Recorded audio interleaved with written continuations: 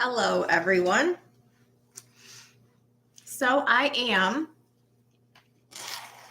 going to be continuing writing my Revelation 19 study. And there have been a couple of questions or comments that have come up from some of the verses that I'm going to be going through. So I thought it would be good to kind of discuss to help me form thoughts and reason through some of this stuff and then answer some of the questions in the interim. So I have already written my study of verses 1 through 9. So I'm not going to go through that. If you are interested in hearing the study or reading the study, there are two videos. There's a part 1 and a part 2 from the Revelation 19 study just recently done. And then it's also on my academia page in the link below. I think it's the first like 18 or 19 pages of the study is available, which takes us through verse 9. And again, I just did the second of those two videos yesterday. Good morning, Elizabeth. Nice to see you. So I would have written more yesterday, but I think we have a pressure change in the air, and my sinuses are particularly sensitive to that. We're going to get snow today, I think. And I had a pretty massive headache for a lot of the night last night. So I did not continue writing, but everything that I have written is available to you guys in video or in written form. And so I kind of want to preview what's forthcoming for the next part of the writing. And this is going to take us from verse 10 through the end of the chapter. I would dare say that people just know that this is related to the second coming. I don't think that requires a whole lot of explanation. But there are a few parts in here that I guess with related to imagery are once again going to be taken from the Old Testament. And one of the things that I have done in my study up to this point is talk about Jesus, in my study of this chapter specifically, is talk about Jesus as the righteous judge. And that's because he's being celebrated for being the righteous judge when Babylon was destroyed. And also he's going to be leaving heaven as the righteous judge. In righteousness, he doth judge and make war. So this is all about setting the stage for Jesus as the righteous judge. Well, that's specifically how he was introduced to us in Revelation 4, was as the righteous judge. And then, so Revelation 4, he was the righteous judge. Revelation 5, he's the son and the worthy lamb. And then as the worthy lamb and righteous judge and son, because it was in John 5:22, the Father judges no man, but has committed all judgment unto the Son. So the Son, as the worthy lamb and the righteous judge, then is seen opening the seals in the next chapter. So this is specifically why I decided to add like an appendix of Jesus's titles and roles to the end of my study, is because it's inordinately helpful to understand how he's being presented in different chapters when doing different things, how we are to understand him.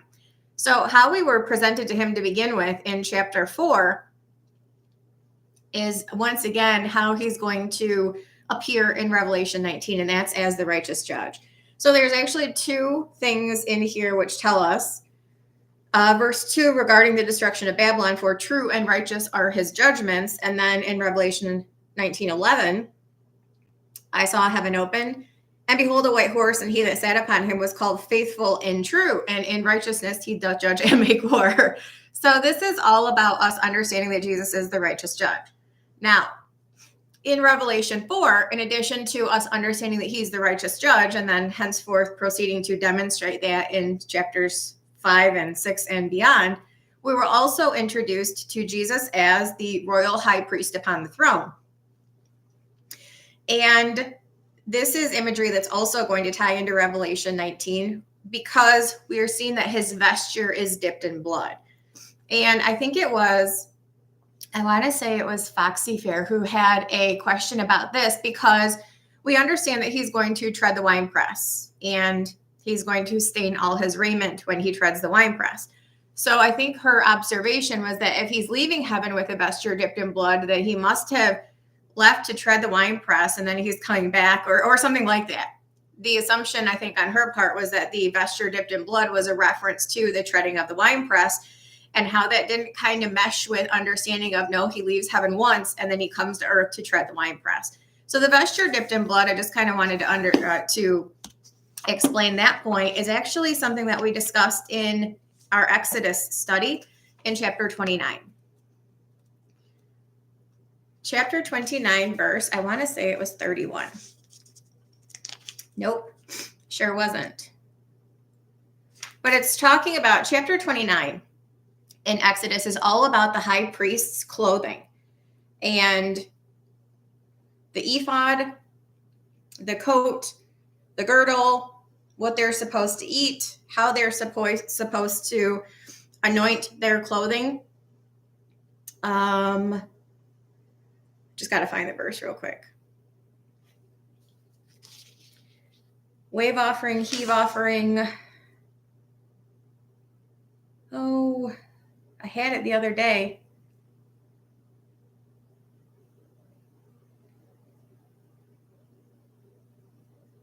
Maybe it's verse 30. Oh, geez, that was dumb.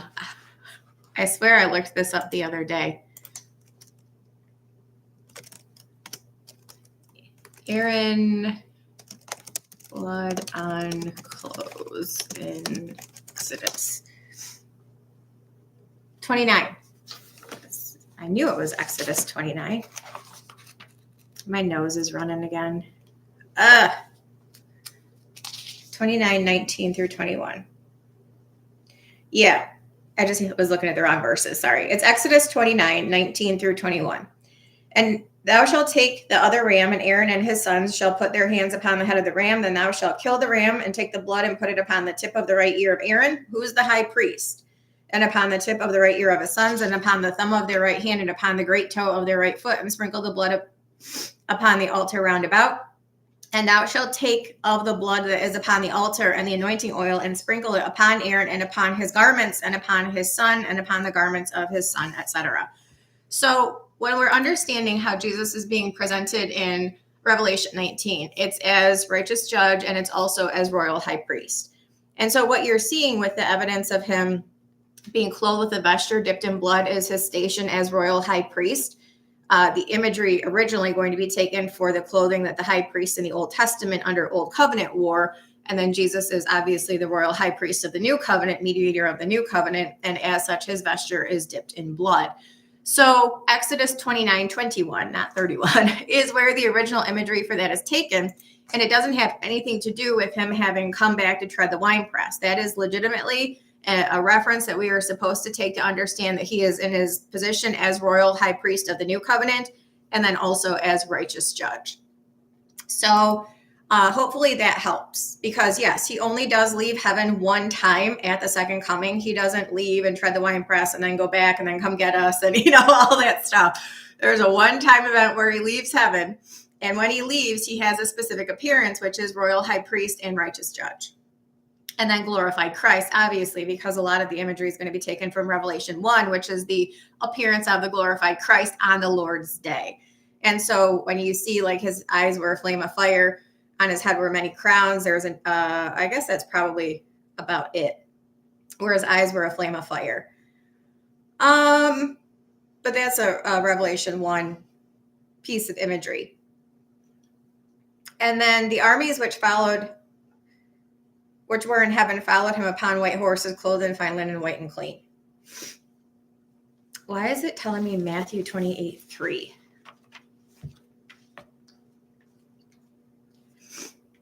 Oh, I don't have anything to blow my nose with. Stupid me.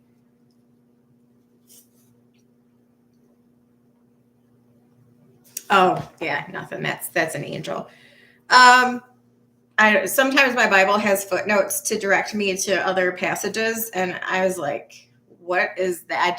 That didn't immediately come to mind as something that we needed to be aware of. But yeah, Matthew 28 was talking about an angel. So I think my Bible is trying to refer to the armies which were in heaven, followed him upon white horses, clothed in fine linen, white and clean. I think it's trying to tell me that that's an angel army, and it's not, because we were told in verse 8 in the same chapter that the saints are clothed in fine linen. It's the righteousness of the saints. So the armies in heaven are saints. And more specifically, I think this came from, I hate snuffing my nose. Gosh.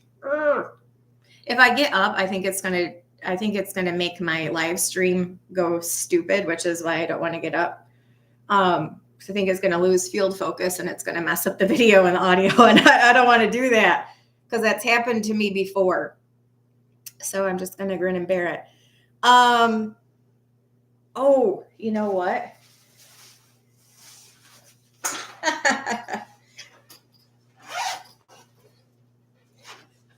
I don't know why I even just thought of this.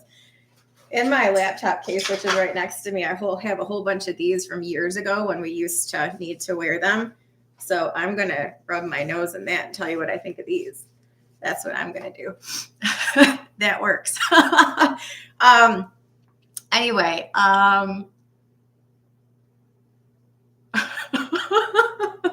good morning. I should say hi to you guys. I'm sorry. That's so funny. I like humor. You know, it makes things easier. Hi, Bill. Nice to see you. You said it's 19 degrees there. Oh, and you don't have to sign up to get your academia data. Yay. Thank you for letting me know. I didn't know how that works. So thank you. Elizabeth, you said, I'm struggling to catch up since I've only followed you for 6 months or so.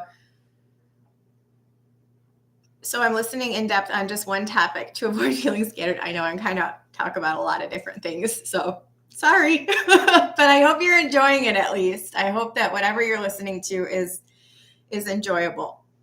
Hi, Roxanne. Nice to see you. Good morning. Alicia, good morning. You said I was just finishing up your recent Revelation 19 vid. Only have 12 minutes left, but I feel okay about having to go back since I'm not too far behind. Well, it's actually about an entirely different subject, so it's not going to really flow into this anyway. So, I mean, it will kind of, but sort of, but not, so you're good. You're in Kentucky. What is the weather out here today? Yeah. Pressure changes in the air. It's 24, but it feels like 12. Yeah, pressure changes in the air are not nice to me. They and I can't get rid of the headaches. It doesn't matter what I basically it puts me down for the count. I don't have any other health issues other than I get migraines because of seasonal weather changes. Thank the Lord, I am healthy otherwise, but a headache, man, screws you up if they get bad. And yesterday it was actually, I was light sensitive and nauseous. So I was like, yep, I just need to go to bed. And that was that. That was that. 24 degrees there too. Yep. Where's your giant paper towel when you eat? I know, right? That's all right. I have a mask. It can have my snot all over it. Too funny. Good morning, Sherry. Nice to see you. 19 degrees in West Virginia. Yeah, I feel bad for obviously the people in California. That goes without saying. Also the people down south, because you guys are getting hit with weather that I can't imagine you're prepared for. That's crazy. The weather in the United States right now is crazy, man. So I hope you're all doing all right wherever you are. Stay warm and stay safe. I don't usually say that, but it feels like got to tell everyone that these days. It's just, the world's nuts, man. Okay, so going back to Revelation 19:14. So Jesus leaves heaven. He is clothed with a vesture dipped in blood. His name is called the Word of God. So that is, again, referring to his station as royal high priest from Revelation 4, which we already discussed. So it's kind of bringing the imagery back to the 4. The armies which were in heaven followed him upon white horses, clothed in fine linen, white and clean. Now, I have heard multiple interpretations of this, and it's kind of puzzled me as to why. Because in Revelation 9, I don't know why I said that, Revelation 17, it says in verse 14, talking about the beast and the 10 kings, these shall make war with the Lamb shall overcome them, for he is Lord of lords and King of kings, and they that are with him are called and chosen and faithful. So from the book of Revelation alone, you should know that there's going to be a group that's going to be returning with him. And obviously we know that from Zechariah 14, that the Lord my God shall come and all the saints with thee. So the immediate shouldn't be to leap to these are angels. It should be to leap to these are the saints, which you're told in Zechariah 14, come back with him. And you're told in Revelation 17, they that are with him are called and chosen and faithful, which wouldn't be angels. Those would be saints. So the immediate interpretation should be, I would think, that these are saints that are with him, as again was stated 2 chapters prior, would be coming back with him. So then you see evidence of those people that were told would be coming back with him actually coming back with him. So it says the armies were in heaven and followed him upon white horses, clothed in fine linen, white and clean. Now that's not to suggest that it will only be the saints coming with him, because we know angels will be coming with him as well. But to my knowledge, there is no reference to them returning in a capacity of an army. Angels are messengers. We're told in Hebrews 1 that, aside from Michael and his angels, which are going to be warrior angels who cast Satan and his angels down to earth and confine them there at the midpoint of the 70th week. So yeah, there's an angel army, whatever. But I wouldn't rush to make the leap that every single angel is a warrior angel, because that's just not true. Angels are supposed to be ministering spirits to those who will be the heirs of salvation. And in fact, you see Jesus giving them a command to go gather people who are scattered into the land for kingdom. He shall send his angels with a great sound of a trumpet. They shall gather together his elect from the four winds, from one end of heaven to the other. So we see them doing that at the second coming, and we see them, per the parable, gathering out of the kingdom all things that offend in them which do iniquity. So I don't automatically make the leap that those are warriors. They're not fighting anyone. They're just picking people up and relocating them away from where they're not supposed to be and to where they are supposed to be. And Matthew 25 basically says the same. When the Son of Man shall come in his glory and all the holy angels with him, then shall he sit upon the throne of his glory. So yeah, there's going to be some angels that are warriors that are coming back with him, but we're not actually told that in scripture, other than that they exist. So I don't know why anyone would say that the armies which were in heaven followed him upon white horses, clothed in fine linen, white and clean, that those would be angels. They're the saints, and more specifically, who was told to put on the armor of God? Who wears armor? People in battle. People in battle comprise armies, like people in armor and, things like that. So I just don't know why people would automatically make the rush, including my Bible, which footnotes it to an angel. I don't know why there would be that automatic leap made. Yeah, they're coming back with him, but you're not ever told that the angels that are coming back with him precisely are warrior angels. Maybe they are, maybe they aren't, whatever. But there are different classes of angels that have different purposes. And not all of those are to fight. I don't know why. So maybe you guys can help me out with that. If you have heard that people think that the armies which are going to empty out of heaven are angels or not. But I figured I would address it. I'm not going to spend time addressing this in writing, because I don't talk about what things aren't. I talk about what they are, unless I see it as beneficial to dispel a certain notion that people would continue to have questions about if not addressed. I don't feel like the majority of the people who would be listening to my studies or reading my studies think that this is angels. So I don't feel like there's a valuable amount of time to spend discussing that, talking about why it's not, because they're probably coming too, but it's not specifically discussing them. The saints are in view here, the saints who were told to put on the armor of God, which you would expect of someone comprising an army. So I think that's more a reference to the Ephesians 6 than it is to angelic host. If you guys have a different interpretation or opinion on that, let me know. But this is probably the sole conversation I'm going to have about that, because I just don't feel it's valuable unless I am totally missing the point that many people feel that way. So you guys let me know. Out of his mouth goeth a sharp sword, that with it he should smite the nations, and he should rule them with a rod of iron. That comes from Psalm 2, which imagery was also present in describing who the man-child is from Revelation 12, who's Jesus, because he's the one who's going to rule with a rod of iron. And obviously he treadeth the winepress of the fierceness and wrath of Almighty God.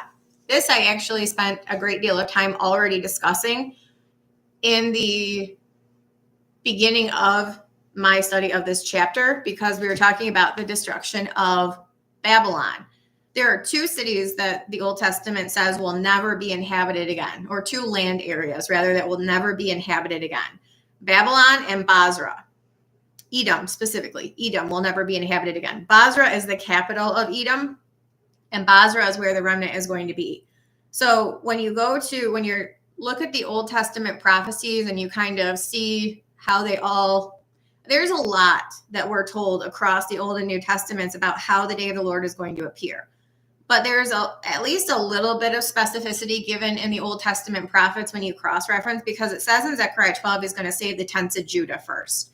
That means that when he returns and he leaves heaven, he's going to Basra first to save the remnant, which he would, because there is a time limit on how long they're protected.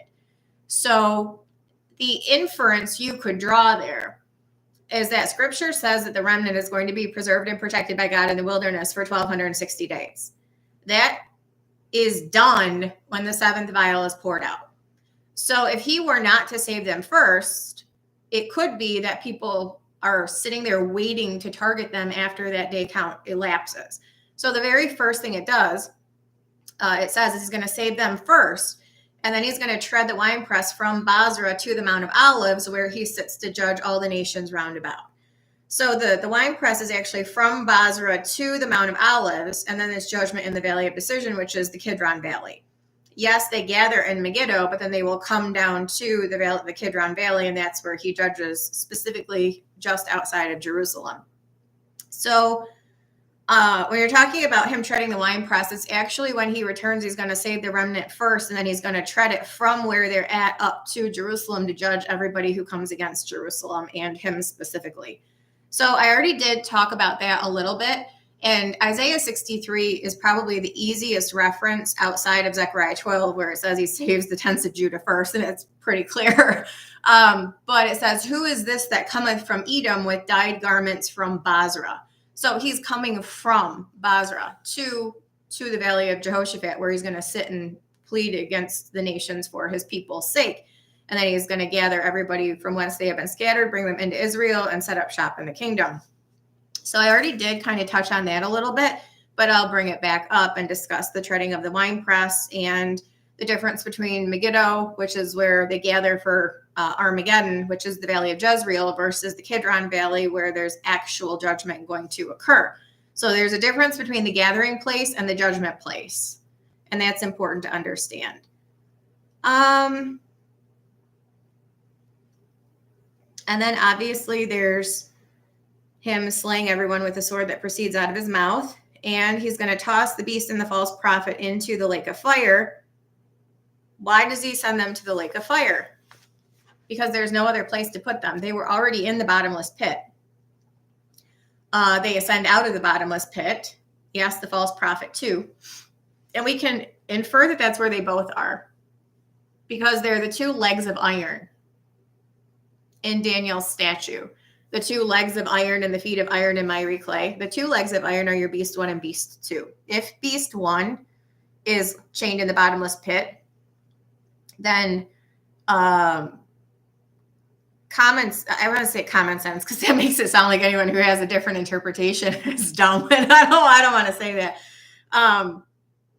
I would say evidence would suggest that if beast 1 is a fallen angel chained to the bottomless pit, then beast 2 probably is too. That's why they call him beast 1 and beast 2, and they're both the legs of iron. I would suggest that they're both presently bound in the bottomless pit. So there would be no reason to put them back where they are now, because obviously they didn't learn their lesson. Satan also is going to be in the bottomless pit. He's probably going to be stuck there alone. So it's not like they're going to be, talking amongst themselves for 1,000 years. So since they already did their time in the bottomless pit, they're getting tossed right into the lake of fire, which is reserved for the devil and his angels. And yes, obviously other people are going to wind up there as well. And then Revelation 20 begins with Satan being bound in the bottomless pit. Like the beast and false prophet and other angels besides presently are, Satan is not presently bound there. He will be bound there. None of the other ones will be bound there. They're going to be tossed in the lake of fire. Normal people will go to Sheol or Hades. but angels aren't normal people, so they're going to be tossed into the lake of fire. It doesn't say that any other angels will be tossed into the lake of fire other than the devil, the beast and the false prophet. Whether they will or not, obviously we're not told. But we're actually just not told what happens to the other ones. There will be other ones. We're only told what happens to the beast, the false prophet, and Satan. So if anyone has questions, I can't answer them because we're not told. So, good morning, Gospel Handler. I'm not sure if I've seen your name in live before. But maybe, oh, yeah, you're David. Never mind. I was like, your picture. You just have a new name. Good morning. Oh, I can see like a tiny little picture. Welcome. Hi, Riding with Jesus. Will women be kings and priests too, or will they be queen who is joined to a king? Kings and priests is just a blanket statement, just like we're all sons of God. I would read nothing further into that. Nothing further into that at all. We're not daughters of God. We're sons of God. So it's just a blanket term, broad statement. No, a queen will not be joined to a king. There will be no marrying or given in marriage for anyone in a glorified body. So we are all sons of God. We will all be kings and priests. This is just a blanket statement. Sons of Abraham. So that's kind of basically all I wanted to preview, unless anyone has any other questions about anything that appears in that verse. But I know that there were a couple that came, or in that chapter, I know there were a couple that came up. Just kind of wanted to set those straight. But I don't think there's anything else to really, I mean, everything else is pretty straightforward. So I'm going to work on that today, continue writing. Yeah, if anyone has any questions, just let me know. And I was going to start a new book, but I don't think I'm going to. I think I'm just going to focus on my Revelation study for now. Hi, Eric. You said one will come in his own name. You will accept him, said Jesus, who has a name.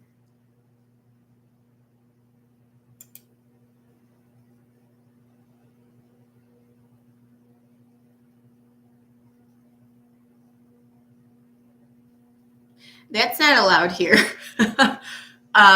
First of all, we aren't told for a reason, so trying to speculate is not smart. And then basically it's like the highest form of slander and or libel to accuse someone of being like an end times figure who's going to be responsible for leading millions of people to death. So we don't allow that here, and I'm going to just delete that. So you probably didn't know that. Maybe you did, maybe you didn't, but I'm just going to let you know that trying to identify an end times person who we're not told is basically the highest form of slander that you could assign to someone because they're going to be responsible for the death of millions of people. And I'm just not sure that you should be casting that kind of aspersion. So we don't do that here.